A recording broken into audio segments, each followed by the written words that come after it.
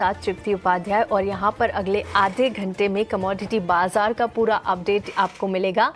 आज कमोडिटी पर खास रणनीति बताने के लिए हमारे साथ शो में शामिल होंगे ट्रेडबुल सिक्योरिटीज के भाविक पटेल, केडिया कमोडिटीज के अजय केडिया और कोटक सिक्योरिटीज के अनिंद्य बैनर्जी। आप तीनों मेहमानों का हमारे शो पे मुनाफे की मंडी में बहुत बहुत स्वागत है। और सबसे पहले चांदी के साथ ही यहाँ पर हम शुरुआत करेंगे। देखिए, पिछले 2-3 दिनों से अच्छी तेज़ी यहाँ पर नजर आई, लेकिन फिर से जो सबसे ज़्यादा गिरा हुआ M6 पर काउंटर है वो आज चांदी है और यहाँ पर फिर से हमें बिकवाली देखने को मिल रही है। कॉमिक्स पर भी भाव देखिए 80 से 81 डॉलर की रेंज में यहाँ पर नजर आ रहे हैं और करीब 1.5% से ज़्यादा की कमजोरी इंटरनेशनल मार्केट में है। सिल्वर स्पॉट का भाव 81 डॉलर के करीब पहुँच गया है और अगर MCX पर चांदी की बात करें तो यहाँ पर देख सकते हैं आप करीब 1.5 से 2% की गिरावट है। 2,57,877 के लेवल पर फिलहाल चांदी में कारोबार हो रहा है।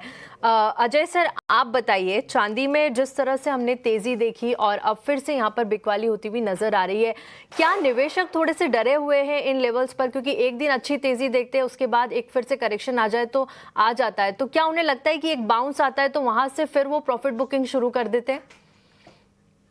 नमस्कार।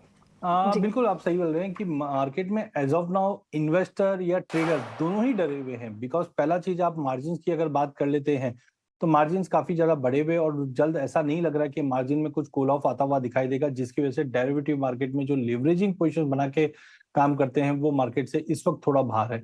वहीं इन्वेस्टर में जो वॉल्टिलिटी हमने देखी है, मात्र 10 दिन हुए हैं ट्रेड को और हमने यहाँ पे 4,20,000 से चांदी को गिरकर 2,25,000 और 2,25,000 से वापस बढ़कर 2,70, ये मूवमेंट जो है वो एक अनइवन मूवमेंट है। जनरली ये पैटर्न देखा नहीं जाता। इसकी वजह से चाहे फिजिकल मार्केट हो चाहे हम डेरिवेटिव मार्केट हो, दोनों जगह पे हम देख रहे हैं कि कोई भी एक सहमति से मूव नहीं करा। बट फंडामेंटल साइड की अगर हम बात करते हैं तो यस, फंडामेंटल में 10 दिन में कोई मेजर चेंजेस हुआ नहीं है। आज भी geopolitical tension, de dollarisation, central bank की बाइंग, इनफैक्ट अभी हमने देखा मिडिल ईस्ट के सोवरेन फंड ने कुछ चांदी ETFs के अंदर और निवेश भी किया है, तो ये सब अभी भी चालू है। जो गिरावट था वो मुख्य एक कारण सबसे पहला था कि डेरिवेटिव मार्केट में जो पोजीशनिंग थी वहां पे हमने हायर मार्जिन की वजह से लिक्विडेट होते हुए देखे। तो आई थिंक थोड़ा यहाँ पे अनसर्टेनिटी कंटिन्यू बना रहेगा जब तक प्राइजेस स्टेबलाइज नहीं होगा। हाँ, एक तरह से जो लास्ट वीक भी मैंने बताया था कि $70 काफी इंपॉर्टेंट है। अगर 70 के नीचे जाता है तो और बड़ा इरोजन मिल सकता है, अदरवाइज 70 से 90 का एक ब्रॉडर रेंज बन जाएगा। और अनलेस एंड अनटिल कोई नए फंडामेंटल चेंजेस नहीं आता है, मार्केट अपने आप को इधर एडजस्ट करता हुआ दिखाई देगा। ठीक है, आपने कोई लेवल्स बताए हैं चांदी के लिए अजय जी? देखिए, एज ऑफ नाउ तो ट्रेड फ्यूचर्स पे तो मार्जिन बहुत ज्यादा है, तो कोई भी ट्रेड लेना बहुत डिफिकल्ट हो जाएगा। बट अनलेस एंड अनटिल $78 का लेवल मेंटेन है, अपसाइड $85 तक का लेवल दिखा सकता है। ऐसे में मुझे लगता है कि ऑप्शन एक बेहतर है। ज्यादा एग्रेसिव बाइंग भी नहीं करनी तो सेलिंग भी नहीं करनी है। 2,65,000 का कॉल लेके चलिए 15,400 में, 14,400 का स्टॉप लॉस रखिए, 16,800 का टारगेट रहेगा। मतलब एक लिमिटेड अपसाइड दिखेगा जब तक इंटरनेशनल में कोई बड़ा दूसरा नई फंडामेंटल चेंजेस नहीं आते। ठीक है, तो यहाँ पर आपने राय सुझा दी है और फिलहाल कोई अग्रेसिव बाइंग यहाँ पर मत करिए, सेलिंग भी मत करिए, थोड़ा सा कॉशियस ही रहिए क्योंकि काफ़ी वॉलेटाइल मार्केट इस वक्त बना हुआ है। भाविक जी, आप बताइए क्या लगता है आपको चांदी के लिए? क्योंकि देखिए 29 जनवरी का जो एक रिकॉर्ड लेवल हमने देखा था उसके बाद से करीब करीब 33% तक की गिरावट यहाँ पर चांदी में आती हुई नजर आ गई है। और जिस तरह से अभी केडिया जी ने भी बताया कि जो सेंट्रल बाइंग है यहाँ पर वो लगातार जारी है। अभी मैंने एक डेटा भी पढ़ा था जहाँ पर जो चाइनीज सेंट्रल बैंक है वो भी लगातार यहाँ पर गोल्ड की बाइंग कर रहे हैं और काफ़ी सारा प्रेशर यहाँ पर नजर आ रहा है। इन लेवल्स में क्या सुझाएंगे? अभी थोड़ा सा दूर रहे या फिर यहाँ पे थोड़ा सा एक्यूमुलेट करके चलना चाहिए? Good morning Tripti ji. I think मुझे लग रहा है कि अगर ट्रेडर्स पॉइंट ऑफ व्यू है तो थोड़ा दूर ही रहना चाहिए, क्योंकि देखिए वॉलेटिलिटी काफी बढ़ गई है और हम देख रहे हैं कि मार्जिन इतने बढ़ चुके हैं कि आई थिंक पार्टिसिपेशन एज अगर आप ट्रेड करना है तो मुझे लग रहा है कि निग्लिजिबल ही है। और दूसरा देखें तो अभी भी गोल्ड और सिल्वर के कंपेरेटिवली सिल्वर में बॉटम बन चुका है, वो कन्विक्शन नहीं आ रहा है। हालांकि वॉलेटाइल ज्यादा है बट अभी भी मुझे लग रहा है कि जब तक 85-90 के ऊपर सस्टेन नहीं करता तब तक आई थिंक अभी भी silver is not out of the wood. और रोज हम देख रहे हैं कि अगर इवन ओपनिंग भी देखे तो गैप अप गैप डाउन होती है विद सर्किट। तो अभी के लिए फिलहाल मैं बोलूंगा कि बहुत हाई वॉलेटिलिटी है। ऑप्शंस में भी अगर देखें तो उसके प्रीमियम भी बहुत ज्यादा है। तो आई वुड से कि अभी थोड़ा वॉलेटिलिटी कूल डाउन होने दीजिए। अभी के लिए फिलहाल ट्रेडर्स के लिए अवॉइड करने चाहिए। और अगर किसी को इन्वेस्ट करना है तो मैं बोलूंगा कि ईटीएफ वाया इन्वेस्ट कर सकते हैं। जो लोग रैली चुक चुके हैं वो लोग ईटीएफ वाला यहाँ से भी बाय कर सकते हैं। ठीक है, जो लोग रैली यहाँ पर मिस कर चुके हैं वो ईटीएफ के थ्रू बाय करें, क्योंकि काफ़ी वॉलेटाइल बाजार है। बड़ी बड़ी हम गैप अप ओपनिंग्स और यहाँ पर क्लोजिंग देख रहे हैं। हर दिन बाजार में नए मूव्स यहाँ पर सोने चांदी के मार्केट में देखने को मिल रहे हैं। अनिंदे सर, आपकी क्या सलाह होगी चांदी को लेकर? देखिए, आज भी यूएस में हम बात करेंगे तो यहाँ पर रिटेल सेल्स के आंकड़े आने वाले हैं। काफ़ी क्रूशल वीक होने वाला है। जॉबलेस डेटा आएगा, फिर हम देखेंगे सीपीआई के आंकड़े आएंगे। तो काफ़ी क्रूशल हफ्ता है, जो कि काफ़ी हद तक फेड का जो फैसला रहेगा ब्याज दरों को लेकर वो भी डिसाइड करेगा। उनसे पहले क्या रणनीति आप चांदी में सुझाएंगे? इन लेवल्स पर खरीदारी करना चाहिए या आपका भी नजरिया रहेगा कि थोड़ा सतर्क रहे? हाँ, नमस्कार। देखिए, चांदी में फिलहाल के लिए जो भाविक और केडिया जी ने बताया वो एकदम उससे मैं सहमत हूँ, क्योंकि ये ट्रेडर्स का मार्केट नहीं है। हाँ, अभी दिस एंटायर वीक में काफी सारे यूएस से डेटा है जो मार्केट में वॉलेटिलिटी को और ऐड करेगा। बट हो क्या रहा है कि धीरे धीरे ये चांदी और सोना दोनों में जो एक्सट्रीम वॉलेटिलिटी हुआ था जनवरी में, वो धीरे धीरे कम हो रहा है। But it will take another I would say 3-4 weeks. और ये फरवरी का मंथ में China is going on a holiday for New Year. तो हो सकता है कि वो एक परफेक्ट सेटअप बने जहां पे वॉलेटिलिटी और कम हो।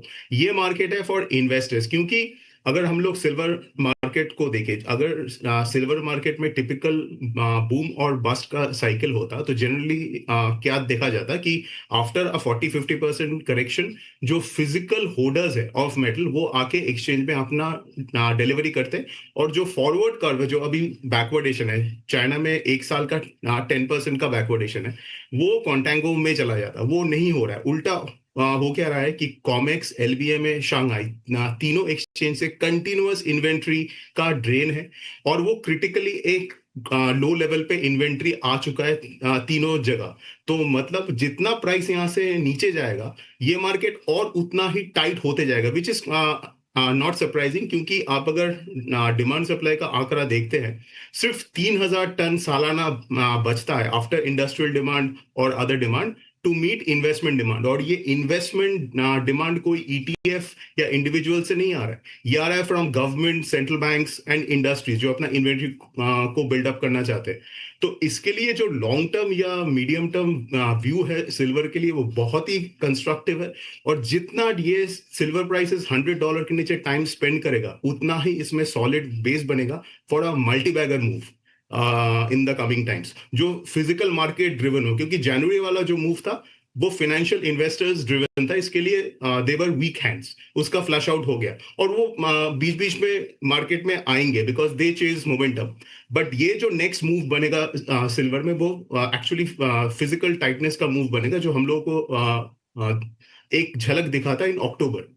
तो इसलिए ये डिप्स में keep on accumulating through ETFs या फिजिकल ट्रेडिंग अभी बन नहीं सकता, क्योंकि आपका मार्जिन आर वेरी हाई। 70% के आसपास सिल्वर में मार्जिन है, 27% ऑन गोल्ड। तो अभी फिलहाल के लिए ट्रेडिंग अवॉइड कीजिए। ठीक है, ट्रेडिंग के लिहाज से फ़िलहाल अवॉइड कीजिए, क्योंकि जो प्रीमियम है वो काफ़ी ऊपर है। और अगर आपको जैसा तरह से अनिंदे सर ने कहा कि ये इन्वेस्टर का बाज़ार है, यहाँ पर आप बाय जो भी डिप्स आता है वहाँ पर थोड़ा सा खरीद के एक्यूमुलेट करें। ईटीएफ के थ्रू यहाँ पर आप खरीद के चलिए। और जो ट्रेडर्स हैं वो फिलहाल इस बाज़ार से दूर रहे। काफ़ी वॉलेटाइल मूव्स यहाँ पर नज़र आ रहे हैं। ये तो हो गई चांदी की बात, लेकिन अब सोने पर अगर चर्चा करें तो देखिए यहाँ पर भी हल्की मुनाफा वसूली कल की तेज़ी के बाद आप देख सकते हैं। कल सोने में एक बड़ी तेज़ी हमने देखा था। कॉमेक्स पर जो सोने का भाव है वो $5046 के आसपास ट्रेड कर रहा है। और एमसीएक्स के भाव इस वक्त अगर हम देखें तो 1 लाख 57,000, करीब आधे % की गिरावट सोने में नजर आ रही है। इस हफ्ते जो रहेंगे वो अहम इकोनॉमिक्स डेटा आने वाला है जिन पर नजर रहेगी। उससे पहले कई बार हमने देखा है कि एक रेंज बाउंड दायरे में कारोबार होता हुआ सोने में दिखता है। वहीं जो है अमेरिकी आर्थिक आंकड़ों से पहले थोड़ा सा जो मेटल मार्केट के निवेशक है वहां पर भी थोड़ी सी अनिश्चितताएं बनी हुई, नॉन फॉर्म पेरोल के आंकड़े, जॉबलेस डेटा, CPI डेटा, तो काफी सारी चीजें क्रूशियल रहेगी सोने के लिए भी। अजय जी, आपको सोने के लिए क्या लगता है? अगर कहीं बेट लगाना हो तो चांदी से बेहतर सोना लग रहा है इस वक्त, क्योंकि देखिए जो चाइना की सेंट्रल बैंक है वो भी अब यहाँ पे एक्सेसिव परचेसिंग कर रही है और लगातार ये 15वां महीना है जहां पर उन्होंने यहाँ पर सोने की परचेस की है। इन सारे लेवल्स को देखते हुए सेफ हेवन की डिमांड आपको किस तरह से लग रही है? कौन से फंडामेंटल्स सोने के लिए यहाँ पर काम कर रहे हैं? और अगर सोने और चांदी में चूज किया जाए तो क्या चुनेंगे आप? देखिए दिल, मुझे लगता है फंडामेंटल में कोई चेंज नहीं। जैसे अंदर ने कहा कि देखिए लॉन्ग टर्म स्ट्रक्चर हमेशा सोने चांदी का पॉजिटिव रहेगा। जो लास्ट 3-4 महीने से मैं थोड़ा सा कॉशियस था वो था जिस ढंग से हमने इसमें स्पेकुलेटिव मनी या इनवर्स स्पेकुलेटिव को छोड़ के हम बोलेंगे फाइनेंशियल मनी, बिकॉज 2 साल से इक्विटी मार्केट में पैसा नहीं बन रहा था। एंड कभी भी जो ये मोमेंटम पैसा ये चेंज करता है, रिवॉर्ड कहाँ ज्यादा अच्छा मिल सकता है। हमने क्रिप्टो में करेक्शन आते हुए देखा, प्रॉपर्टी मार्केट स्टैग्नेंट बने हुए हैं, तो कहीं ना कहीं लोगों को सोना चांदी दिखाई दिया और उसी के चलते हमने ये देखा। तो पहला चीज आप समझिए कि जो 2 साल से चीजें चेंज चल रही है वो कोई चेंज नहीं हुई है। आज जियो political front, trade tension, inflation के नंबर अब उम्मीद है 2.7 से नीचे आएगा, लेकिन वहीं यूएस डेट को लेकर कंसर्न्स बने हुए हैं, तो ये सब इन प्लेस है। तो ये जो फॉल आया था, ये स्पेक्युलेटिव मनी जो था वो बाहर निकलता हुआ दिखाई दिया। अब सवाल है कि लॉन्ग टर्म, यस अभी भी गोल्ड अच्छा है क्योंकि डी डॉलराइजेशन है। इनफैक्ट हमने देखा चाइना गवर्नमेंट ने फाइनेंशियल इंस्टीट्यूट को वार्न किया है कि उनका जो कंसंट्रेशन यूएस ट्रेजरी में है उसको कम करे। इसका मतलब क्या है? इसका मतलब है कहीं ना कहीं यूएस बॉन्ड में अभी भी गिरावट रहेगी, या हम बोल सकते हैं कि वहां से पोजीशनिंग कम हो रही, तो जाएगा किधर पैसा? वो दूसरे कुछ बॉन्ड्स में जाएंगे या गोल्ड में? तो गोल्ड एज ए सेफ दिख रहा है, बट क्वेश्चन है $5,000 पे ये बाइंग रहेगी नहीं रहेगी, तो अगले 2-3 महीनों में हमको ये ज्यादा क्लैरिटी आएगी। बट हाँ, सवाल अच्छा है कि सोना या चांदी, उसको देखने का सबसे अच्छा तरीका है गोल्ड सिल्वर रेशियो। जनवरी की हमारी रिपोर्ट में हमने क्लियर कट कहा था कि गोल्ड सिल्वर रेशियो 50 के नीचे सस्टेनेबल नहीं है।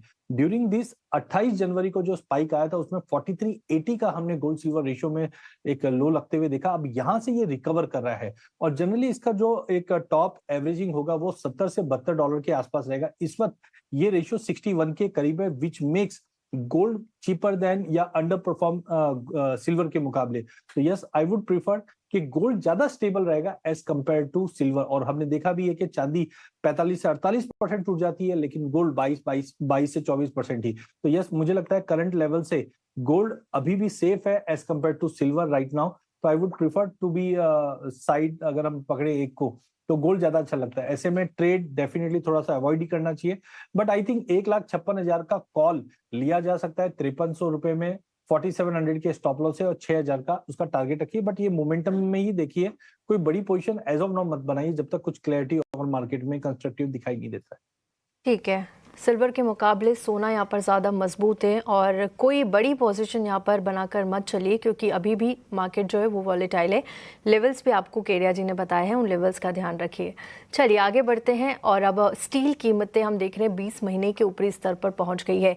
ये तेज़ी आगे कब तक कायम रहने की संभावना है? क्या फैक्टर्स है इसके लिए? इस पर खास बातचीत के लिए हमारे साथ है बिग मिंट के हेमंत देवांगन। हेमंत जी, बहुत बहुत स्वागत है आपका मुनाफे की मंडी में। मैं तृप्ति बात कर रही हूं और अब स्टील की कीमतों में हम तेजी देख रहे हैं। 2 नवंबर 2024 में 5 साल के निचले स्तर से बढ़कर अब 47,000 रुपये टन पर कीमतें पहुंच गई है। फरवरी की बात करें तो 58,000 से 59,000 रुपये पर टन के भाव यहां पर आए थे। 2025 में स्टील इंपोर्ट 2.9 मिलियन टन रहा था।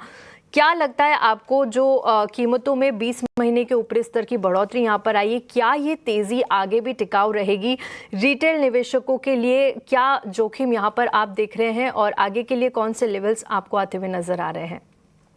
हाय तृप्ति जी, वेरी गुड मॉर्निंग। सो आपने जैसे बताया कि लास्ट जो ये स्तर था वो 20 महीने के ऊपर में था। तो अभी अगर हम देखेंगे कीमतें तो लगभग लास्ट ईयर अगर आप देखेंगे तो 57,000 से लेकर ये 47,000 की कीमतों तक आया। तो ये लगभग 10,000 का ड्रॉप था। और ये 10,000 का ड्रॉप है वो काफ़ी शार्प रिकवरी हुआ है। तो इसके फर्स्ट ऑफ ऑल मैं आपको एक मेजर रीजंस बता देता हूँ कि ये क्या रीजंस है। तो मेजर रीजंस जो है वो जनरली जो एक स्टील जो है वो एक सीजनल प्रोडक्ट है, खास करके जो टीएमटी सरिया जो होता है, जो कि बिल्डिंग एंड कंस्ट्रक्शन और इंफ्रास्ट्रक्चर में यूज होता है। तो जनरली ये कंस्ट्रक्शन जो है वो मानसून सीजन में नहीं हो पाता है या स्लो हो जाता है।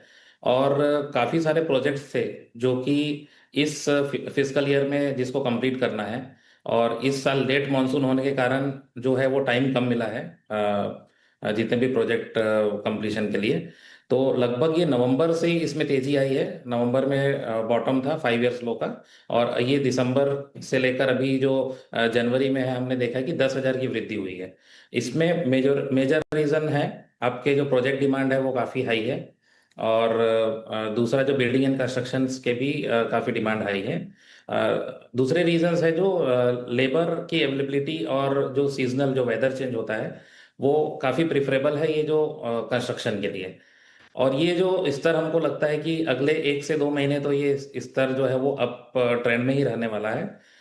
इसका एक और रीज़न है कि जो ब्लास्ट फर्नेस रूट से जो स्टील बनती है उसमें एक कोकिंग कोल एक बड़ा फैक्टर होता है जो कि इम्पोर्ट होता है काफ़ी हद तक।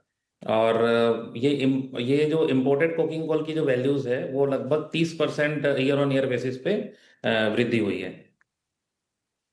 ने अभी कोकिंग कोल की बात की, तो सेफगार्ड ड्यूटी और कोकिंग कोल की जो बढ़ती लागत है, ये फैक्टर्स अब स्टील की कीमतों को क्या स्थायी रूप से सपोर्ट देंगे, या जब लागत पर जो प्रेशर है वो कम होते ही कीमतों में हम आगे जाकर फिर से नरमी आते हुए देखेंगे? 1-2 महीने का आउटलुक आपने दिया कि अच्छी तेजी कायम रहेगी, लेकिन अगर पिछले आने वाले 6 से 8 महीनों की बात करें तो किस तरह से आप प्राइजेस को देख रहे हैं?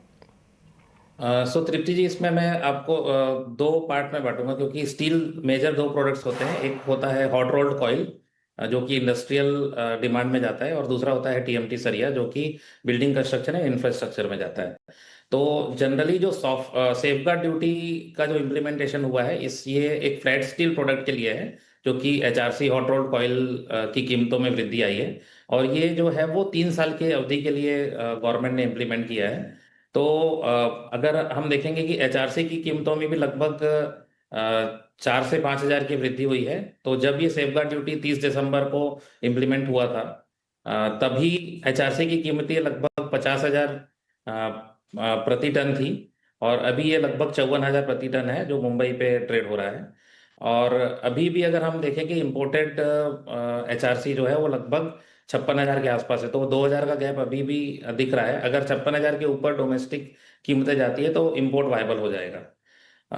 दूसरा पॉइंट में आता हूँ कि टीएमटी सरिया जो है ये एक सीजनल प्रोडक्ट है जैसे मैंने बताया, और ये दोनों प्रोडक्ट को बनाने के लिए जनरली ब्लास्ट फर्नेस रूट में coking coal is the major contributor, जो कि लगभग 33 से 45% का कॉस्ट कंट्रीब्यूशन रखता है।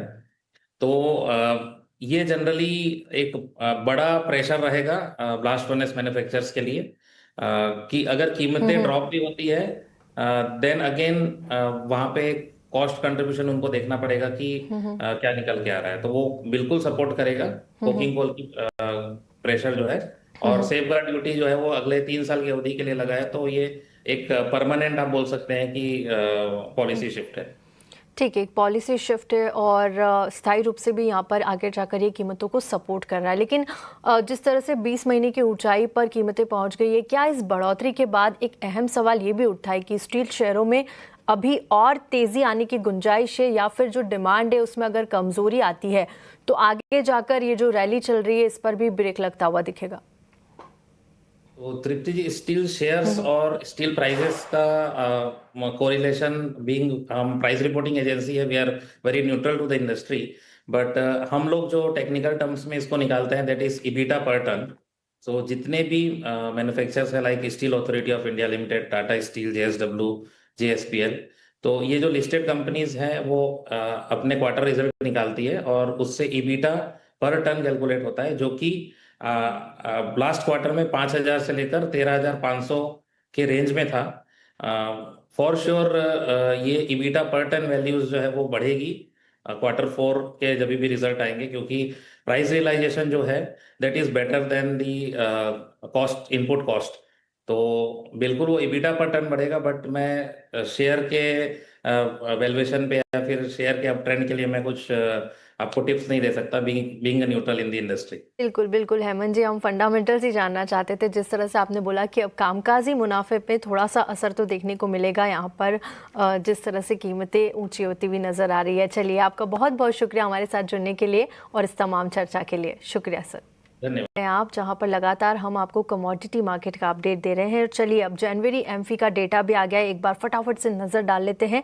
नेट इनफ्लो देखिए यहाँ पर 28,000 से घटकर 24,029 करोड़ रहा है मंथ ऑन मंथ बेसिस पर। लेकिन एसआईपी इनफ्लो की अगर बात करेंगे आप यहाँ पर, तो बिना बदलाव के 31,002 crore month on month basis पर तिमाही आधार पर यहाँ पर एसआईपी का इनफ्लो आता हुआ नजर आया। लेकिन एक important data, gold ETF fund inflow देखिए यहाँ पर जबरदस्त बढ़ोतरी नजर आई। 11,647 करोड़ रुपए से बढ़कर 24,040 करोड़ मंथ ऑन मंथ यहाँ पर गोल्ड ईटीएफ फंड इनफ्लो रहा है। अनिंद्य जी, आपकी और भाविक जी की राय रह गई थी गोल्ड को लेकर। अनिंद्य जी, सबसे पहले आप बताइए, देखिए अब एमफी के आंकड़े आ गए हैं और गोल्ड फंड ईटीएफ में भी देखिए जबरदस्त उछाल यहाँ पर देखने को मिला। 11,647 करोड़ रुपए से बढ़कर 24,040 करोड़ का एक बड़ा नंबर यहाँ पर आया है। गोल्ड को आप किस तरह से देख रहे हैं? आप क्या लेवल्स आपको आने वाले दिनों में लग रहे हैं गोल्ड के लिए? देखिए, सोना एक मॉनेटरी मेटल है, अनलाइक सिल्वर जो इंडस्ट्रियल भी है। तो यहाँ पे गोल्ड का जो मेजर स्ट्रक्चरल फैक्टर है वो है डी डॉलराइजेशन। मतलब गोल्ड जो डॉलर को रिप्लेस कर रहा है in the central bank reserves, जो ऑलरेडी कुछ काफी हद तक कर चुका है और भी बाकी है, एंड विद द इंस्टीट्यूशंस का जो पोर्टफोलियो है।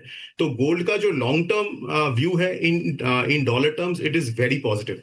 तो इसके लिए जो ईटीएफ्स में हम लोग एक्यूमुलेशन देख रहे हैं या सब्सक्रिप्शन देख रहे हैं, वो आगे भी चलता रहेगा, क्योंकि एक ईटीएफ एक अच्छा अपॉर्चुनिटी है, एक अच्छा व्हीकल है, क्योंकि वो जो गोल्ड और सिल्वर इन्वेस्टमेंट्स को फाइनेंशियलाइज किया है।